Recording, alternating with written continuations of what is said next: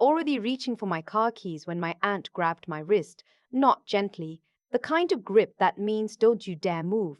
Just wait, she whispered. Please. I didn't know why I listened.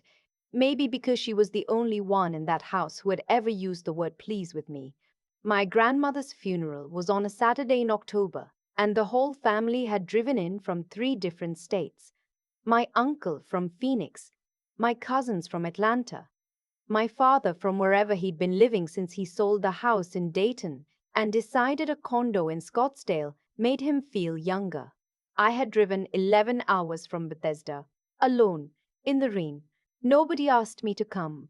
I came anyway because she was my grandmother and because I had promised her I would. I made that promise to her in a hospital room 8 months earlier when she held my hand and told me she was proud of me. She was one of the few people who said that and meant something specific by it. Not proud in the vague, distant way people say it when they don't know what you actually do with your life. Proud the way someone is proud when they understand exactly what something cost you. I know what you gave up, she said. I know what it took. I nodded. I couldn't speak. I just held her hand until the nurse came in. My father and I had not spoken in 4 years. It wasn't a dramatic falling out. There was no single fight, no slammed door, no moment I could point to and say, that's when it broke. It was slower than that. A long series of small silences that eventually became one big one. The last real conversation we had, I was 28. I had just accepted a position with the Federal Public Defender's Office in DC. I called him to tell him. He was quiet for a moment and then he said, so you're going to spend your career defending criminals? I said, I'm going to spend my career making sure the Constitution means what it says. He said, that's a nice way to put it. That was it. That was the end of us.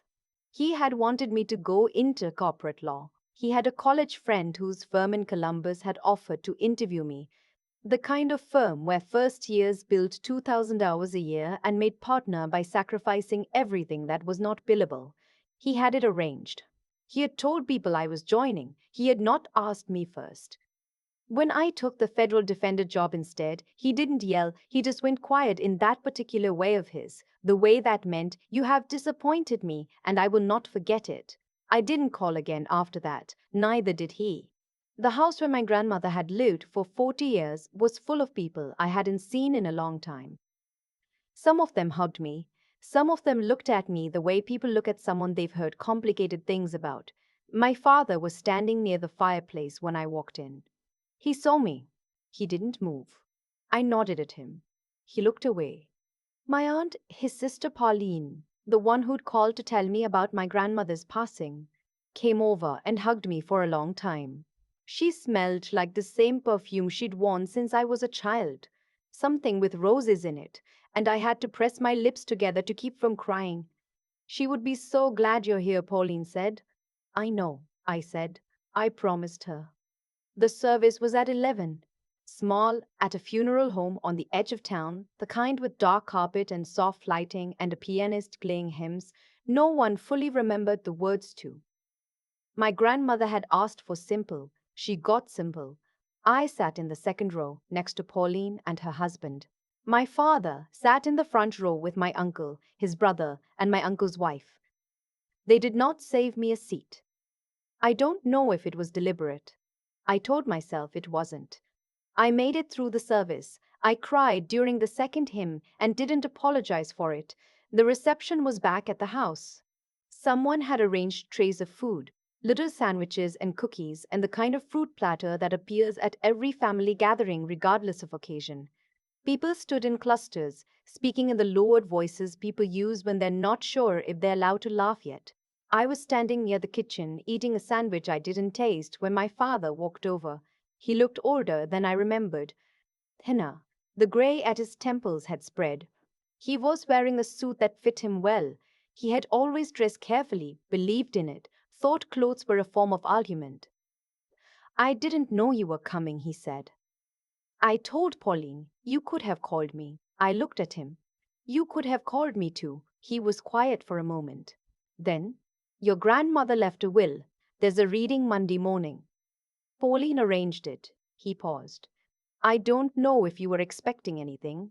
The way he said it, I don't know if you were expecting anything, as if I had driven 11 hours for an inheritance, as if that was the kind of person I was, or the kind of person he had decided I was. I'm not expecting anything, I said. I came because I loved her. He made a small sound, not quite a laugh. She worried about you, you know. All those years, she didn't understand why you chose. He stopped, adjusted his cuff. She wanted more for you. Something moved through me then. Not anger exactly, something colder.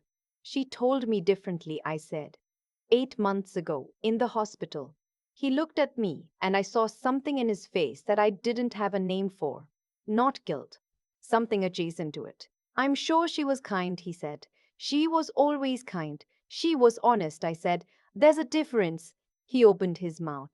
Then my cousin Everett appeared between us with a plate of food and an expression of desperate cheerfulness, and the moment passed.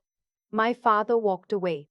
I stood there holding my sandwich and looking at the family photos on the wall, the ones that included me up until about age 26, and then stopped. I almost left that night. I had a reservation at a hotel 40 minutes away. I sat in the parking lot for a while with the engine running, and I thought about just driving, getting on the highway, going back to Bethesda and the apartment I shared with nobody, and the case files stacked on my desk, and the life I had built quietly, without anyone's approval or assistance. Pauline texted me while I was sitting there. Please stay for the reading Monday. She wanted you there. I know she did. I sat with the phone in my hand for a long time. Then I turned off the engine and went back inside. Monday morning came overcast and cold. The kind of October day that reminds you winter is not a metaphor. My grandmother's attorney was a man named Mr. Aldrich. Compact, precise, the kind of person who folds his napkin in the same direction every time. He had driven from Columbus and set up at the dining room table with a folder and a yellow legal pad and a demeanor that made the whole thing feel official in a way the funeral hadn't. There were 6 of us. My father, my uncle, Pauline and her husband, my cousin Everett, and me. My father had positioned himself at the head of the table, though it wasn't his table, and Mr. Aldrich had not asked anyone to sit in any particular place. Old habit. He organized rooms by default, rearranged people without asking. Mr. Aldrich cleared his throat. He went to the formalities, date of execution, confirmation of identity, the language that makes legal documents sound like they were written in a different century. My uncle was getting the house. The savings account was split between my father and Pauline. There were specific items, my grandmother's jewelry, her china, her mother's Bible, distributed with the careful attention of someone who had thought about it for a long time. And then Mr. Aldrich paused. He looked down at the document, then back up, and his eyes found me specifically. There is a separate letter, he said, attached to the will, addressed to the family and to be read aloud in the presence of all named parties. He glanced at my father. Your mother was very clear about this. My father nodded slowly. Mr. Aldrich unfolded a single sheet of paper. My grandmother's handwriting was on it. Small, careful, the same handwriting that had signed every birthday card I'd received from age 5 to age 31 without ever missing a year. He read it. She had written it 6 months ago, she said, when she knew she was running out of time. She was not angry. She was not trying to cause pain. But she was also done, she said, with staying quiet about things that mattered. She wrote about my father, about the way he had talked about me to other people, at family dinners, at Christmas, the things he had said when he assumed she wasn't listening or didn't mind, that I had wasted my education, that I had thrown away a real future, that I had always been stubborn, always been difficult, always had to do things the hard way just to prove a point. She wrote that she had let it go for too long. Then she wrote about me. She wrote that I had been representing indigent clients in federal court since I was 26 years old, that I had handled over 200 cases, that I had won an appeal before the Fourth Circuit that resulted in a man being released after 9 years of wrongful imprisonment, and that this had been covered in the Washington Post, and that she had kept the article in her nightstand.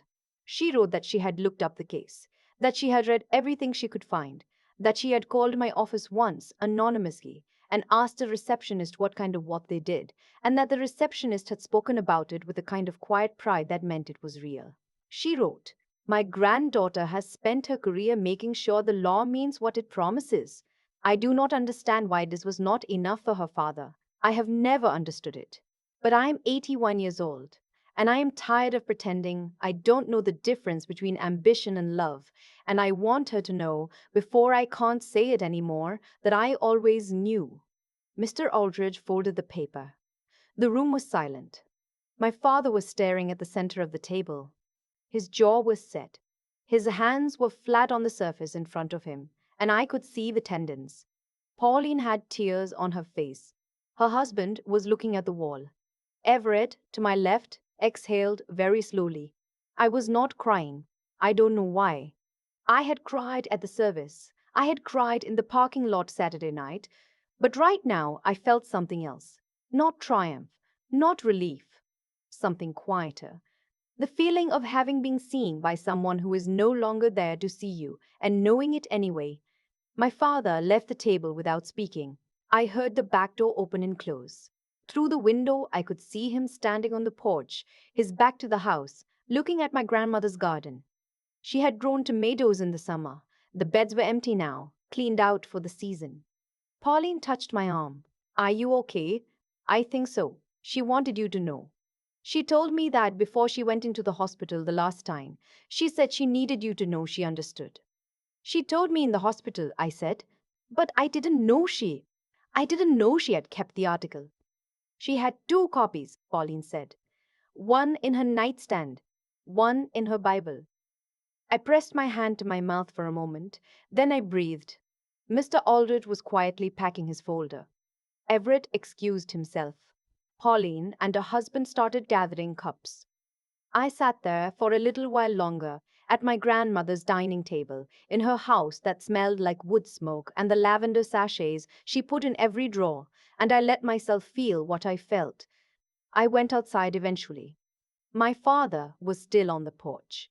He had his hands in his coat pockets, and he was watching a bird move through the bare branches of the oak tree at the edge of the yard. He didn't turn around when he heard the door. I stood next to him. I didn't say anything at first. After a while, he said, "I didn't know about the appeal." "I know. You didn't tell anyone." "No." "Why not?" I thought about it for a real moment, not just a reflex. Why not? Because I had stopped believing it would matter. Because I had decided, somewhere around year 2, that building the life in front of me was the only thing I could do. That I didn't have the energy left to also be arguing the case for it to someone who had already made up his mind. "I guess I stopped expecting it to change anything," I said. He was quiet for a long time. "9 years," he said finally. "That man was in prison for 9 years." "Yes, and you got him out." "Our team did. It took 4 years of work." He turned to look at me then, and his face. My father, who had always been composed, who used expressions the way other people use dress codes as a form of control, his face was something I had never seen before.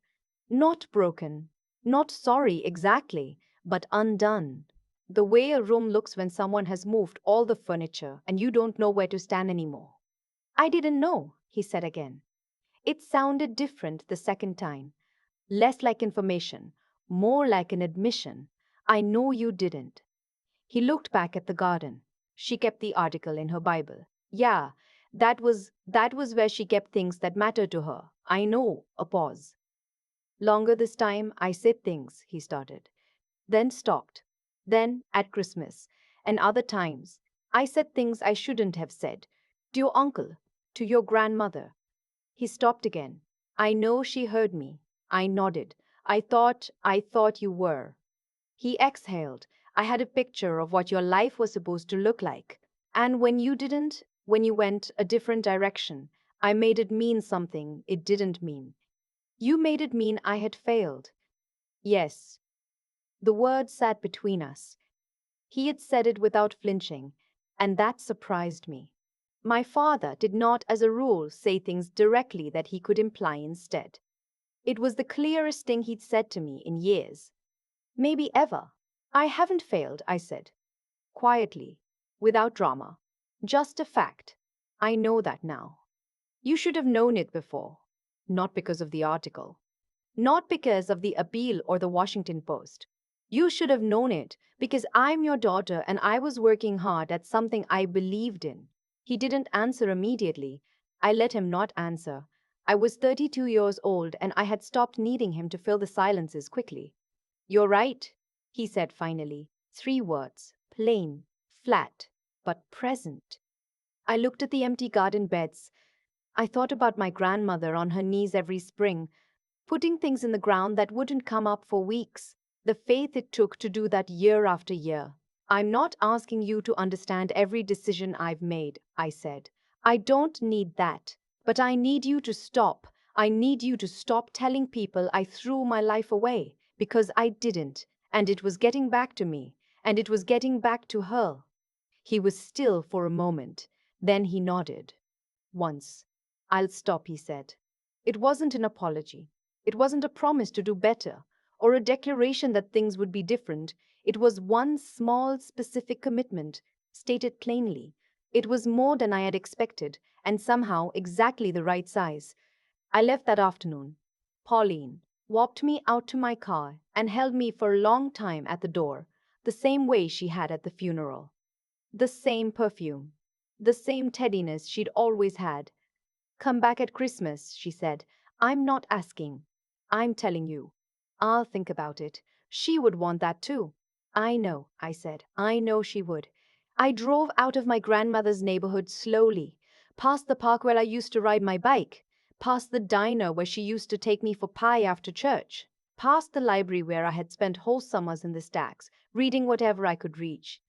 I got on the highway and pointed myself toward Bethesda. I didn't turn on the radio for a while. I just drove through the gray October afternoon with the fields going brown on either side of me and let the miles accumulate. I thought about the man we had gotten out of prison, about the day the decision came in, how I had called my co-counsel and cried on the phone and then walked outside and stood in the cold for 10 minutes because I didn't know what else to do with it. About driving to the facility that same afternoon, about watching him walk out, about how none of the people who had opinions about my career had been there for that, about my grandmother who had looked it up, who had found the article, who had made 2 copies. There are things your family will not understand about your life. There are choices you will make that no one asked for and no one expected, and some of those choices will cost you relationships you didn't want to lose. You will go quiet about it. You will stop explaining because explaining is exhausting, because you only have so much energy and you'd rather spend it on the work. And sometimes it will feel like no one sees it. But sometimes, the person who always saw it most clearly just needed one more moment to say so. And maybe they waited too long, or maybe the timing was what it was, and maybe you never got to hear it from them directly, only secondhand in a dining room with family you barely know anymore, read aloud from a sheet of paper in handwriting you've known since childhood. That's still something. That's still real. My phone rang 2 days after I got back to Bethesda. Unknown number. I almost didn't pick up. My father's voice was careful, practiced, the way it gets when he's thought about something ahead of time. I wanted to tell you, he said, that I yoked up the case.